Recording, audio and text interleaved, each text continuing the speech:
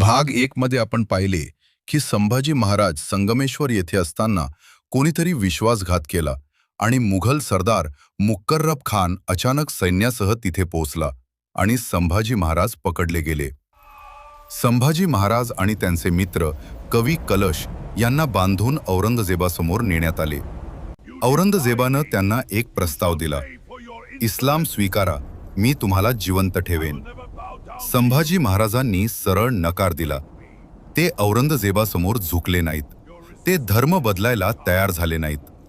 मग औरंगजेबानं आदेश दिला, इतिहासातील सर्वात क्रूर शिक्षा. इतिहासकारांच्या वर्णनानुसार त्यांच्यावर अनेक दिवस अमानुष अत्याचार करण्यात आले. त्यांना उपाशी ठेवले, त्यांचा छळ केला, त्यांना अपमानित केले, पण ते झुकले नाहीत. शेवटी 1689 मध्ये संभाजी महाराजांची हत्या करण्यात आली. पण इथे इतिहास संपत नाही. इतिहासकार म्हणतात औरंगजेबानं संभाजी महाराजांना मारले, पण संभाजी महाराजांच्या मृत्यूनं मुघल साम्राज्याचा अंत सुरू झाला.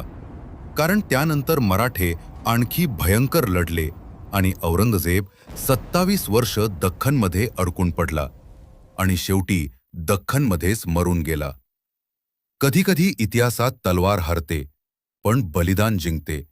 आणि संभाजी महाराजांचा इतिहास हा पराभवाचा नाही, विश्वासघात आणि बलिदानाचा इतिहास आहे. जर विश्वासघात झाला नसता तर संभाजी महाराज औरंगजेबाला हरवले असते का? तुमचं मत काय? कमेंटमध्ये नक्की सांगा.